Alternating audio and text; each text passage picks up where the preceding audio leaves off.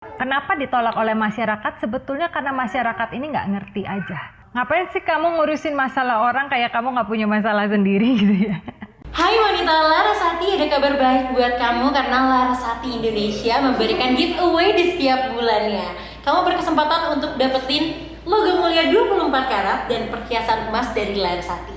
Caranya gampang banget, kamu tinggal like, comment, and subscribe channel kita. Untuk mendapatkan informasi seputar giveaway, kamu harus follow Instagram kita di @larasati.indonesia dan cari tahu lebih banyak koleksi kita di Shopee, di Tokopedia, dan kunjungi www.larasati.com. Hai wanita Indonesia, selamat datang di Larasati Channel. Channel ini membahas tentang wanita seperti lifestyle, jewelry, dan fashion. Jangan lupa like, comment, subscribe, dan nyalakan loncengnya untuk mendapatkan notifikasi karena kita akan upload seminggu 2 kali. Hai wanita Larasati, ketemu lagi sama Iklima dan kali ini agak sedikit berbeda karena Iklima lagi di luar. Tepatnya Iklima ada di rumah Ruth. Jadi kita bakalan jalan-jalan di rumah Ruth, lihat keadaannya seperti apa dan ketemu sama foundernya. Pokoknya jangan kemana-mana ya, tetap di Larasati Channel. Panas banget, nggak sedikit. Tapi kita harus masuk dulu dan lihat keadaannya seperti apa. Kebetulan Bu Devi udah nungguin Iklima di sini, jadi ya ayo ikutin Iklima. Pakai masker dulu, prokes. Oke. Ya, karena kan harus prokes, kita kan dari luar ya, nggak boleh kalau misalkan asal masuk meskipun udah divaksin belum tentu. Oke. Kita masuk dulu karena di dalam ada anak-anak. Oke? Halo, apa kabar? Apa kabar Bu Devi? Iya, baik. Bu Devi. Sehat. Iya. Ini namanya siapa?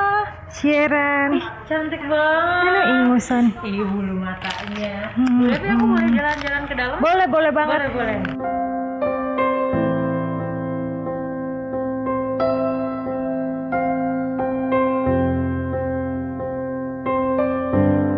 Ini baru hari ini dititipin karena mamahnya kabur nggak tahu kemana. Jadi kurang gizi anak ini. Ini kayak gendut ya ini. Nih gendutnya lebih gendut daripada dia ya. Iya. Alisnya bagus banget Bu Devi. Iya. Semuanya anak di rumah. Yang dulu pernah lahir kita. Nah, dan ini pernah lahir di sini. Sebagiannya. Sebagian ada yang pernah di sini, tapi ada yang udah gede di sini ya Bu Devi ya. Enggak, jadi kan sebagian mereka lahir dan keluarganya sudah terima ya pulang ke keluarga. Jadi foto-foto ini tuh setiap anak tuh punya cerita hidup masing-masing kan. Punya istilahnya tuh ceritanya Tuhan itu. Makanya tertulis every picture has a God story gitu. Setiap anak tuh punya cerita Tuhan di dalamnya.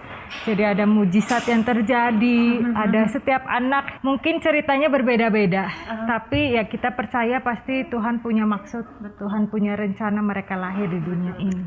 Yang besar-besarnya masih sekolah, Masih sekolah. baru pulang jam 12.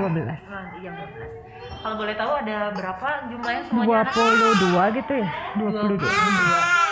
Oke. 22 anak yang dari umur berapa? 0 sampai 5 tahun. 0 sampai 5 tahun. Kalau misalkan perempuan yang udah ibu tolong tuh Lebih dari 200. lebih dari 200. Iya.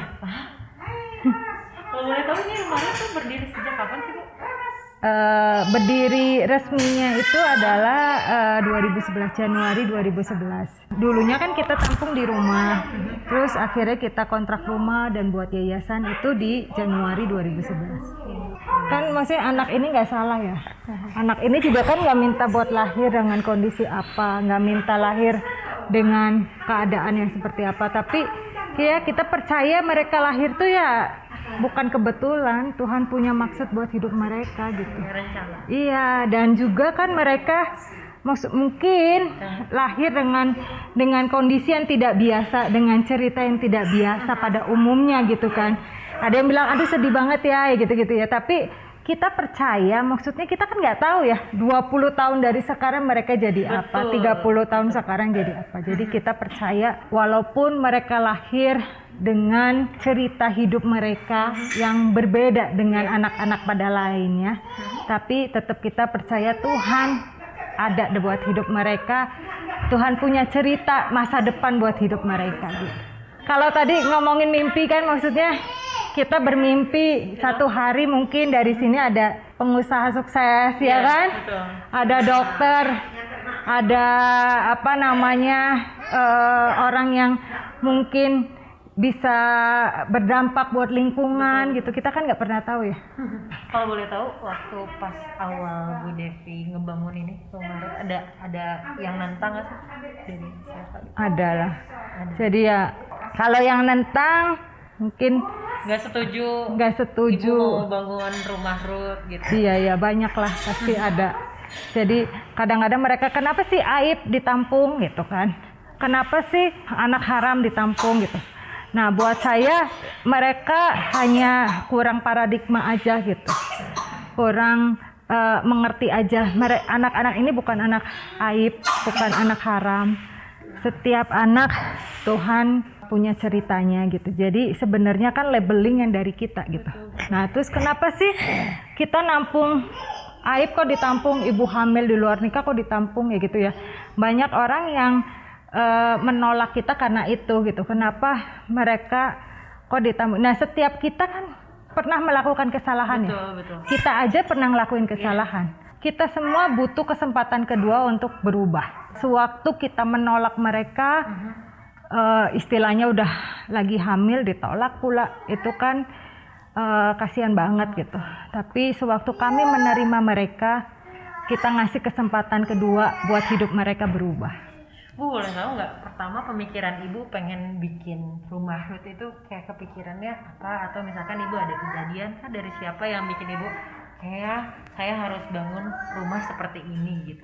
Oh, awalnya itu hanya nolongin teman aja gitu, hanya nolongin teman yang diusir dari keluarganya karena hamil gitu. Dan waktu itu saya cuma berpikir simple lah, maksudnya aku bisa tolongin dia, kenapa aku tuh nggak tolongin dia gitu. Nah sewaktu, jadi nggak pernah kepikir bakal jadi yayasan kayak gini nggak sih gitu. Tapi dari situ akhirnya mulai ngelihat ternyata banyak ya angka aborsi di Indonesia. Sewaktu mereka ngalamin hamil di luar nikah, dapat stigma negatif dari masyarakat. Bahkan ada yang apa namanya ya dibuang oleh keluarganya. Dan mereka akhirnya melakukan aborsi gitu. Ya sedih banget sih kalau ngedenger anak dibuang.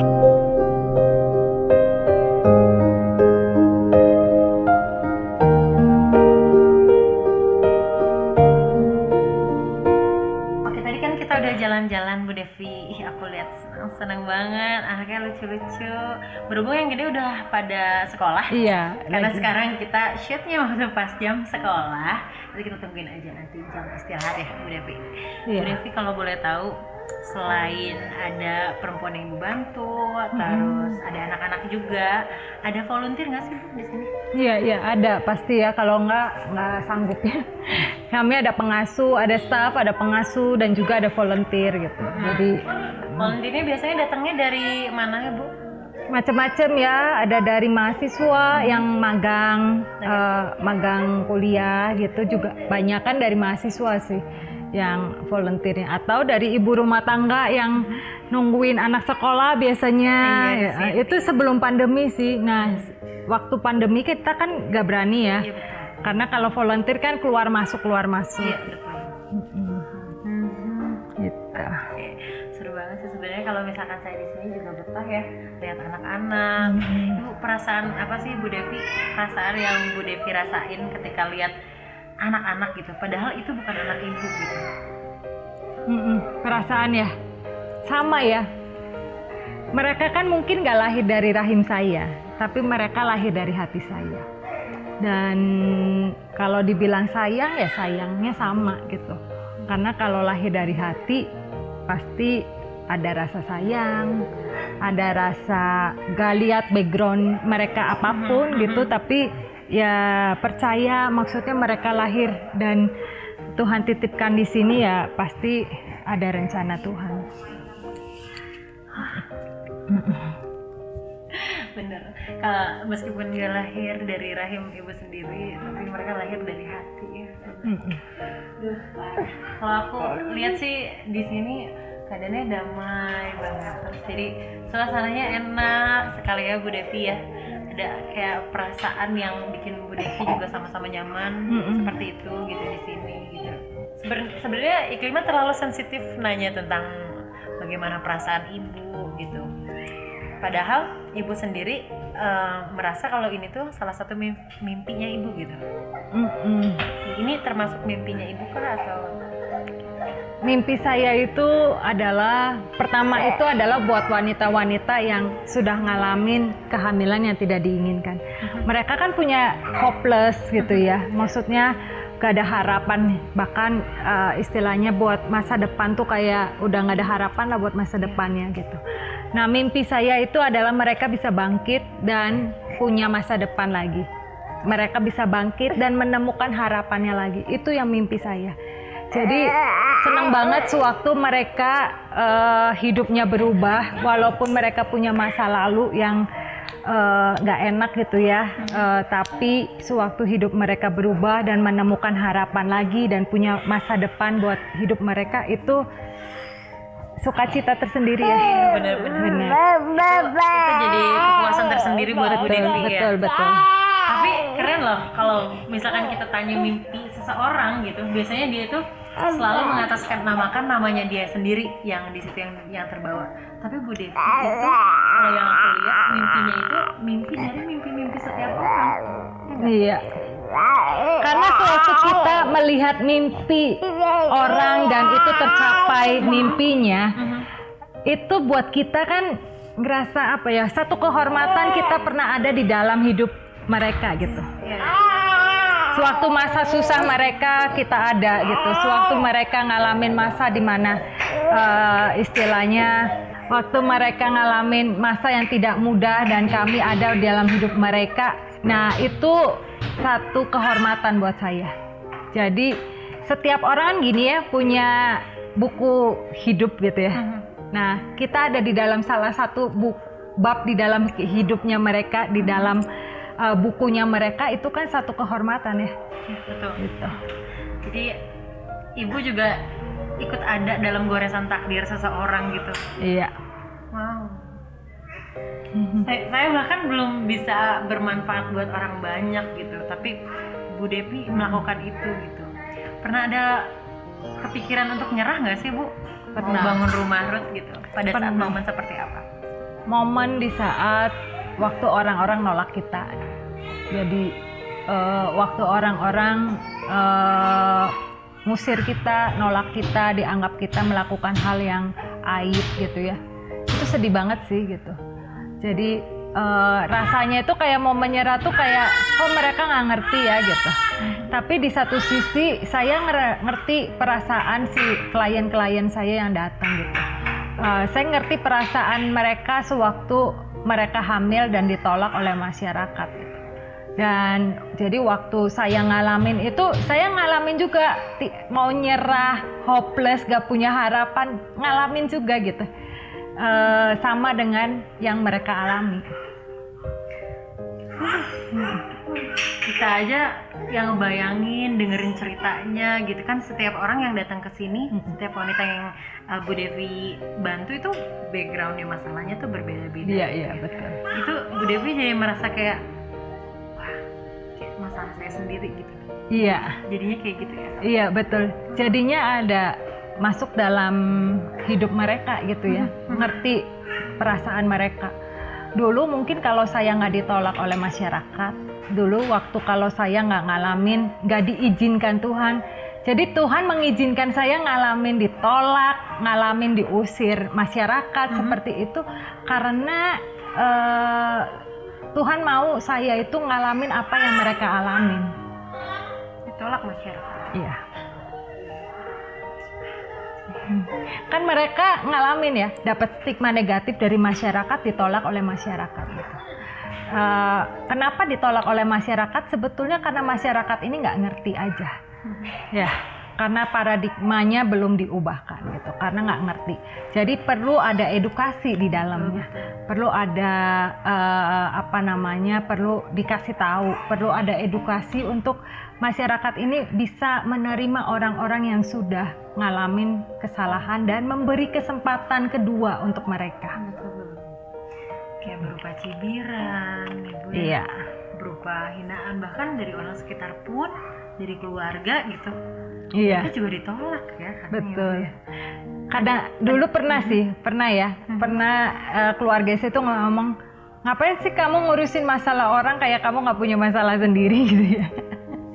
Terus dipikir-pikir, iya juga ya, saya ngapain ya ngurusin masalah orang. Gak ada untungnya sebetulnya ya buat diri saya, tapi saya tahu maksudnya satu kepuasan batin yang nggak bisa dibayar oleh uang. Saya nggak ngerti lagi sama Ibu Devi. Wah, bisa sepemikiran itu, bahkan ya kita pun gitu, mungkin kita pun ya, saya nggak bilang kita, juga paling saya lah ya. Saya kalau bikin masalah saya sendiri kadang juga aduh ribet, kayak berat gitu kepala ini, apalagi banyak kepala yang Bu Devi, ya mereka tuh bergantung sama Bu Devi gitu, bergantung sama Bu Devi, percaya kalau Bu Devi itu adalah salah satu jalannya Tuhan untuk ngebantu mereka lebih baik lagi gitu. Kira-kira ada cerita yang mungkin dari anak-anak yang paling unik, yang paling Bu Devi ingat sampai sekarang?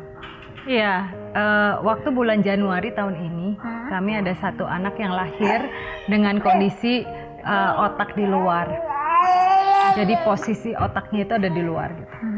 Dan itu sesuatu yang langka terjadi gitu, dan kami berjuang buat anak ini. Dokter bilang biasanya kasus seperti ini 1-2 minggu udah meninggal gitu, tapi anak ini bertahan sampai 5 bulan. Dan waktu anak ini keluar masuk rumah sakit terus kan, jadi pulang kejang harus masuk rumah sakit lagi gitu. Dan kami melakukan yang terbaik buat anak ini, kami memberikan kasih sayang buat anak ini, dan ternyata bulan Juli kemarin akhirnya Tuhan memanggil anak ini kembali ke surga gitu ya. Dan saya percaya setiap anak itu lahir bukan kebetulan, sama dengan anak ini.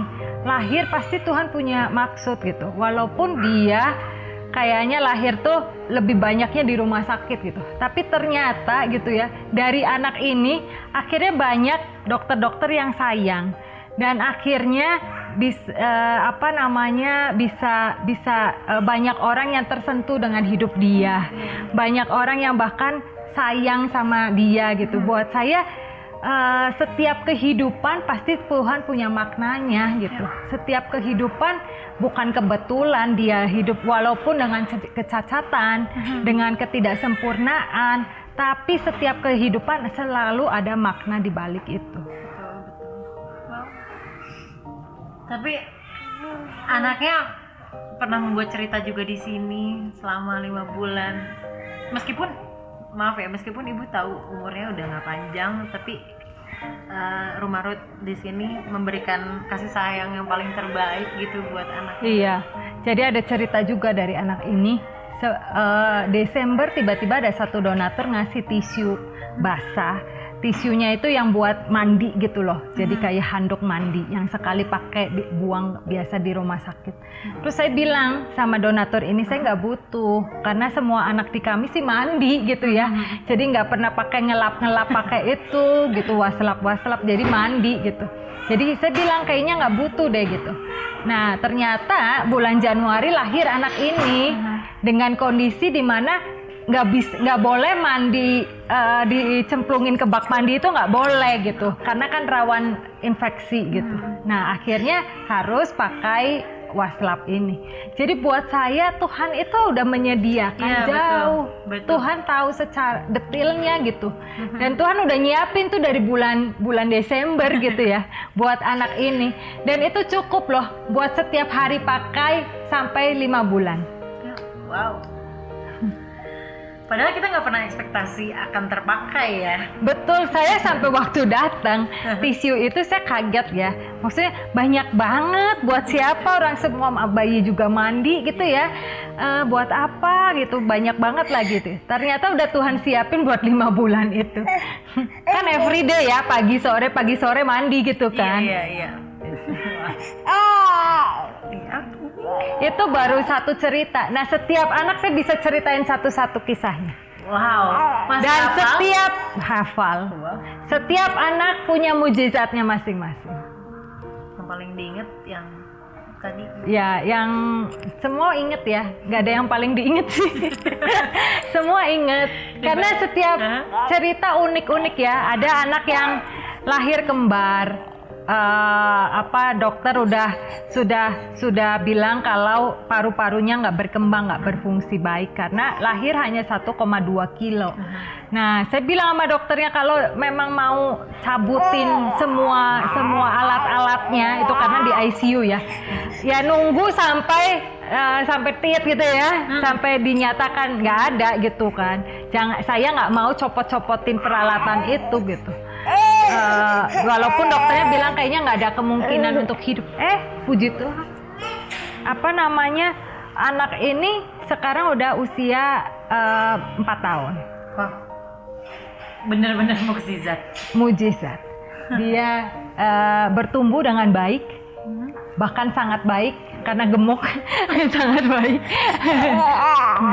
Dan normal aja. Normal sampai hari ini. Coba pada saat itu keadaannya Bu Devi menyerah, kayak mungkin ya udah gitu karena bukan anak saya atau seperti apa mungkin. Enggak. Kayak, saya nggak pernah menyerah untuk anak-anak. Saya nggak pernah menyerah walaupun harus biayanya besar. Saya nggak pernah menyerah buat anak-anak.